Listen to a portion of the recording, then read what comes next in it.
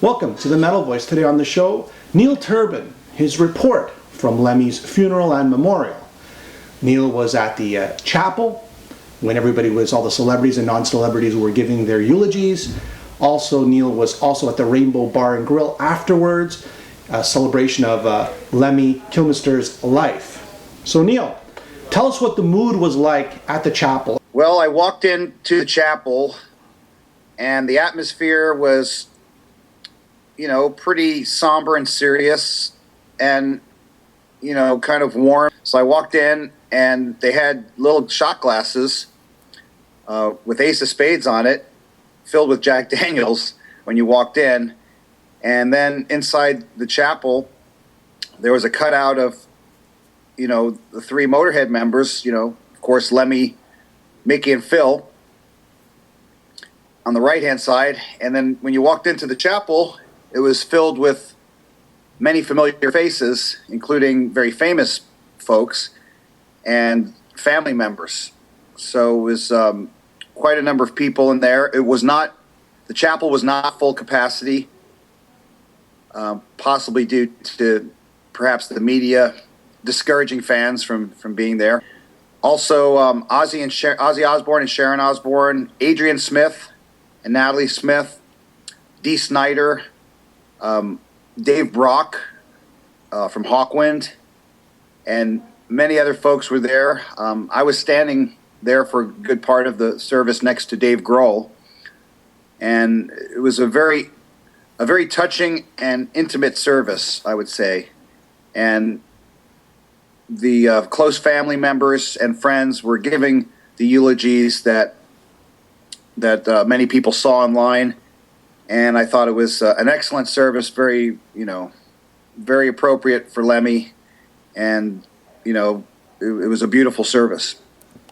The eulogies were fantastic. You had Rob Halford talking about his unconditional love for Lemmy. You had Lars from Metallica talking about what a huge influence Motorhead was on Metallica and on his life as he followed the band in his youth on tour.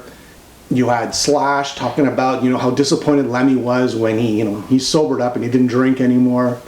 You had Lemmy's son, who gave a great speech, started things off. Paul, talked about his love for his dad and what an influence he was to everyone. You had Scott Ian talking about the first time he bought Ace of Spades, the album. He just bought it because of how the album looked, and he wondered always, man, who are these three Mexicans, right? Because that's how they dressed on the album cover. So Neil, afterwards, everybody went to the Rainbow Bar and Grill, a gathering, a celebration of Lemmy's life. So who was there? What was the atmosphere like? This was a funeral party, VIP only reception at the Rainbow. So you had to have a special pass to get in. So once I got into the Rainbow Bar and Grill, inside was all A-list hard rock and heavy metal musicians and family members. The first thing I noticed was Lemmy's video game was not there. So that was a weird feeling. But I did get a chance to offer my condolences to Paul Kilmister, Lemmy's son, and Mickey D from Motorhead. Then I got a chance to speak with Doro Pesch about some fond memories she had of Lemmy. I also had a chance to speak with Lucky Lehrer, Glenn Danzig, Bob Kulick, Michael Inez, Adrian Smith and his wife, Dave Brock, Dino Cazares, and I also did 2 brief interviews, and here they are. It's awesome to be here with Doro Pesch at the Rainbow and Lemmy's Memorial. Yeah. Tell us, Doro, what is your fondest memory of Lemmy? Some of your... Yeah, Lemmy, he was one of my closest friends. I loved him so much. I knew him from 83 on, and I couldn't even speak English when I met Lemmy, but we had a whiskey and a couple of cigarettes, and then we became great friends.